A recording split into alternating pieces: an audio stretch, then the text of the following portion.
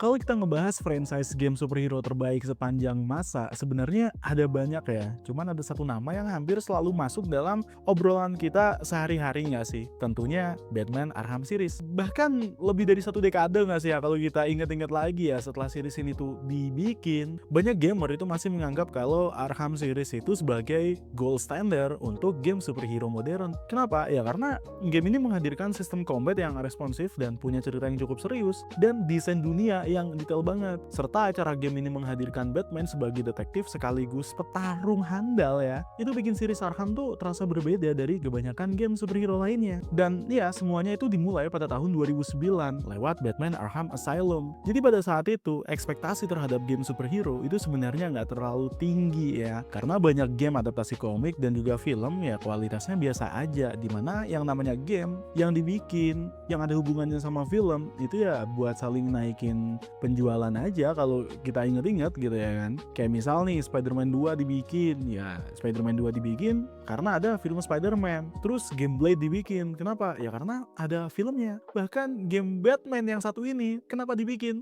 Karena ada filmnya guys. Dan bisa dibilang pada saat itu ya kualitasnya mungkin ada sebagian yang bagus ya, bahkan jadi standar juga gitu di masanya, tapi ya rata-rata biasa aja. Namun ada studio yang membuktikan bahwa karakter superhero itu bisa mendapatkan game berkualitas tinggi loh, yang dibuat dengan serius, yaitu studionya Rocksteady. Setelah mereka itu berhasil ngedevelop game Batman Arkham Asylum, mereka langsung menghadirkan game Arkham City di tahun 2011 yang justru memperluas formula ya dari game tersebut. Gotham itu dibikin lebih besar, jadi nggak berada kayak di satu tempat gitulah, dimana pilihan aktivitasnya juga semakin banyak dan cerita Batman berkembang ke level yang lebih ambisius tuh. Dan pada tahun 2015 mereka akhirnya merilis game Batman baru, yaitu Batman Arkham Knight, yang dirilis sebagai penutup trilogi dari game ini. Game tersebut itu menghadirkan Gotham City yang ukurannya tuh luas banget gitu, yang pernah ada dari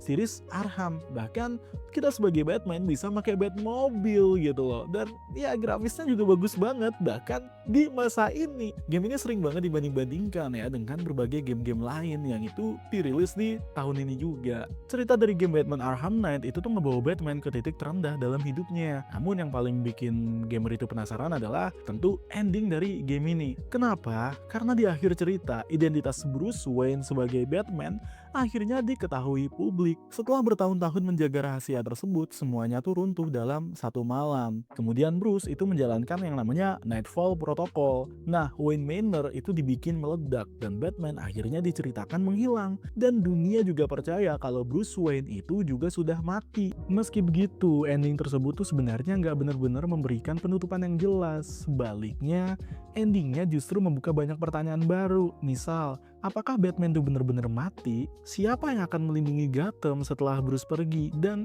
gimana nasib Nightwing, Robin, Batgirl, dan juga anggota Bat Family lainnya kalau ini terjadi? Dan yang paling penting adalah siapa yang akan jadi Batman berikutnya? Pertanyaan-pertanyaan itu yang bikin banyak fans tuh yakin kalau Arkham Knight ini tuh hanyalah akhir dari satu event baru, bukan akhir dari keseluruhan cerita. Ternyata dugaan fans juga nggak sepenuhnya salah, karena di balik layar ternyata emang pernah ada sebuah rencana untuk ngelanjutin kisah dari Arkham setelah Arkham Knight. Jadi ada sebuah proyek yang hingga sekarang tuh masih jadi salah satu game Batman paling menarik yang nggak pernah dirilis. Nama proyek tersebut adalah Project Sabbath. Jadi selama bertahun-tahun keberadaan Project Sabbath ini ya cuman rumor doang. Namun seiring berjalannya waktu, akhirnya berbagai konsep art, informasi dari developingnya, dan laporan dari orang dalam mulai muncul ke publik. Dari sinilah para fans tuh mulai mengetahui seperti apa game Batman yang hampir aja jadi penerus Arkham Knight ini, di mana Project Sabbath ini dikembangkan langsung oleh Warner Bros. Montreal,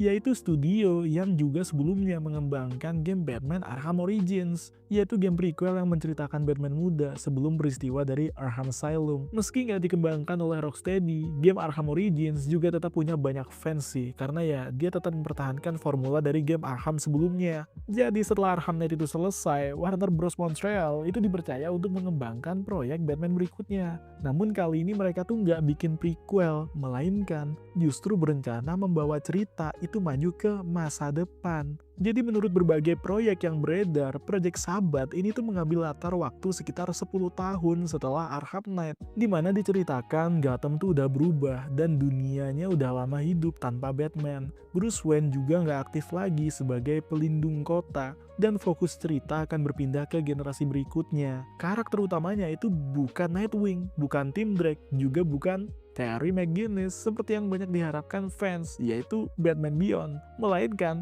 Damian Wayne. Bagi yang belum terlalu mengikuti komik DC, Damian Wayne ini adalah anak biologisnya Bruce Wayne dan Talia al Ghul ya. Dan dia juga merupakan cucu dari Ra's al Ghul dan dibesarkan oleh League of Assassin. Jadi ya nggak seperti Bruce Wayne yang dilatih untuk menahan diri dan menjunjung tinggi prinsip untuk no killing rule. Damian ini malah tumbuh dalam lingkungan yang jauh lebih brutal. Ia terlatih menjadi pembunuh ya kan sejak usia muda. Dan hal inilah yang bikin Damian tuh menjadi salah satu karakter yang paling kontroversial sekaligus menarik dalam dunia Batman. Berbeda dengan Bruce yang selalu berusaha mencari jalan terbaik, Damian selalu bertindak dengan impulsif, emosional, dan agresif. Tapi justru karena itulah banyak orang tuh tertarik dengan ide menjadikannya sebagai Batman baru. Nah, Project Sabbath ini berpotensi menghadirkan konflik yang belum pernah ada dalam series Arkham sebelumnya. Sebagai player, kita tuh nggak lagi mengendalikan Bruce Wayne yang udah matang dan berpengalaman. Kita akan memainkan sosok yang masih berjuang memahami arti buat jadi Batman. Dan konsep art yang bocor itu menunjukkan desain kostum Damian yang sangat berbeda dari Bruce. Suit yang terlihat lebih futuristik, terus ada pengaruh teknologi canggih yang lebih dominan juga. Namun pada saat yang sama, desainnya ini masih mempertahankan elemen gelap khas keluarga Al Ghul. Hasilnya ya Batman yang kelihatan lebih modern, lebih agresif, dan terlihat lebih mengintimidasi. Selain Damian, bocoran konsep art juga memperlihatkan beberapa karakter lain yang direncanakan hadir. Salah satunya Bruce Wayne versi tua. Menurut berbagai laporan, Bruce kemungkinan masih hidup dan berperan sebagai mentor. Konsep ini akan mengingatkan banyak orang pada hubungan antara Bruce dan Terry McGinnis dalam series Batman Beyond. Karena itulah nggak sedikit fans yang menjuluki Project Sabbath ini adalah versi Arkham dari Batman Beyond. Meskipun karakter utamanya adalah Damian Wayne, yang bikin proyek ini semakin menarik itu adalah potensi gameplaynya. Jadi gini, series Arkham selama ini dikenal dengan sistem free flow combat yang jadi inspirasi bagi banyak game lain. Tapi Project Sabbath itu kabarnya akan mengembangkan formula tersebut jadi lebih jauh. Karena Damian itu punya gaya bertarung yang berbeda dari Bruce, maka animasi pertarungannya juga akan dirancang menjadi lebih brutal dan agresif. Beberapa laporan bahkan menyebutkan bahwa player mungkin akan dihadapkan pada pilihan moral tertentu. Apakah Damian akan mengikuti prinsipnya Bruce yang no killing rule, atau justru dia akan menggunakan metode yang jauh lebih keras sesuai didikan League of Assassin. Kalau emang bener, mekanisme kayak gini bisa jadi evolusi tuh bagi game Arkham series. Jadi nggak cuma pukul-pukulan doang, tapi juga bagaimana karakter Batman itu akan membentuk identitas Batman yang baru sesuai pilihan player. Selain itu, Gotham dalam Project Sabbath juga kabarnya akan mengalami perubahan besar. Kota tersebut nggak lagi berada dalam kondisi yang sama seperti di Arkham Knight, karena 10 tahun tanpa Batman tentu meninggalkan dampak yang besar. Kriminalitas juga berubah, keseimbangan kekuasaan juga berubah, dan banyak kelompok baru yang berpotensi muncul untuk mengisi kekosongan yang ditinggalkan Batman. Dan semua elemen ini akan bikin Project Sabbath tuh terdengar seperti langkah alami berikutnya untuk mengembangkan game Arkham series. Namun sayangnya, kita tuh nggak pernah melihat proyek tersebut selesai, karena sekitar tahun 2017, developing dari game Project Sabbath ini tuh resmi dihentikan, di mana Warner Bros. Memutuskan untuk membatalkan proyek tersebut sebelum mencapai tahap produksi penuh. Alasan pasti pembatalannya nggak pernah dijelaskan secara detail ke publik. Namun berbagai laporan industri itu mengindikasikan kalau keputusan tersebut berkaitan dengan perubahan strategi bisnis pada masa itu. Di mana ya banyak perusahaan game tuh mulai tergoda dengan konsep live service. Dan ya, game yang terus menghasilkan pendapatan gitulah melalui update secara berkala, item kosmetik, dan sistem online yang itu dianggap lebih menguntungkan dibandingkan game single player tradisional. Rumornya, Warner Bros. Tampaknya ingin mengejar tren tersebut. Akibatnya apa? Iya, berbagai proyek mengalami perubahan arah. Dan sebagian ide dari Project Sabbath akhirnya digunakan lagi di dalam game Gotham Knight yang dirilis pada tahun 2022. Tapi ya, kalau kita lihat, game Gotham Knight ini bukan bagian dari semesta Arkham, dan ceritanya juga berdiri sendiri. Kalau dilihat lagi, gameplaynya juga sangat berbeda. Nah, bagi banyak fans dari Arkham series, game tersebut tuh nggak pernah bener-bener terasa seperti penerus dari game Arkham Knight. Sementara itu, Rocksteady yang selama bertahun-tahun dikenal sebagai studio Batman, menghabiskan waktu mengembangkan game Suicide Squad Kill the Justice League, dimana ya ketika game tersebut akhirnya dirilis, respon yang diterima tuh jauh dari harapan. Banyak player merasa kalau game tersebut kehilangan identitas yang bikin series Arkham tuh begitu disuka. Akibatnya, semakin banyak orang yang mulai melihat Project Sabbath sebagai kesempatan emas yang itu harusnya dimiliki Warner Bros, namun disia-siakan. Dimana direncanakan menjadi sebuah game yang mungkin bisa menjadi kelanjutan yang perfect dan sempurna bagi cerita Batman Arkham series. Sampai hari ini belum ada sequel langsung dari Arkham Knight yang benar-benar melanjutkan ending Nightfall Protocol. Dan ya, misteri tentang masa depan Gotham juga masih menggantung tuh. Nasib Damian Wayne sebagai Batman juga hanya tersisa dalam konsep art dan dokumen para developernya.